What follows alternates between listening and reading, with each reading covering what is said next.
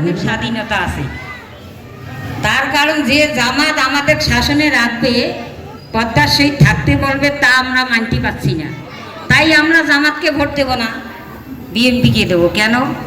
জামাত বলবে পদ্মার সহিত থাকো, মহিলা মানুষ বাইরে যাওয়া যাবে না, মিটিংয়ে উপস্থিত হওয়া যাবে না, মার্কেটে যাওয়া যাবে না, কোনো এনজিও কাজকর্ম করা যাবে না, মহিলার কোনো চাকরি থাকবে না, মায়েরা শুধু মায়ের ঘরে থাকবে।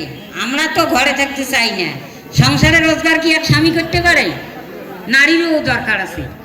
তাই আমরা নারী পুরুষ সম্মিলিত হয়ে উভয়ে কাজ করতে চাই। আমরা সমাজে বসবাস করতে চাই, আমরা মিটিংয়ে উপস্থিত হতে পারি, আমরা এনজিওতে জড়িত হইতে চাই। তার কারণ আমরা জামাতকে চাইছি না, আমরা বিএনপিকে ভোট দেবো, আমাদের স্বাধীনতা থাকবে, আমার সমাজে মিশতে পারবে। এনজিও করতে পারবে না, এনজিও আরেকটু বড় ব্যাখ্যা করবেন, আরেকটু ব্যাখ্যা করতে পারবেন এনজিও কিভাবে কি বুঝাতে চাচ্ছেন? এনজিও করতে পারবে না মানে কি?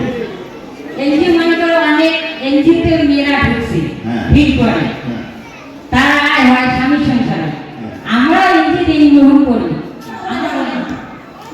ওরা ওই ইউনিয়নে বাড়ি বাড়ি আসে, আসে ওরা পড়া এবং অনেক বিভিন্ন রকমের নানা। আমি আশা করি আমার কথাগুলো আপনাদের বুঝতে কষ্ট হয় হয়েছে কি? আপনারা বুঝছেন আমার কথা? জি, আপনারা কিন্তু আমার কথা বুঝতে পেরেছেন।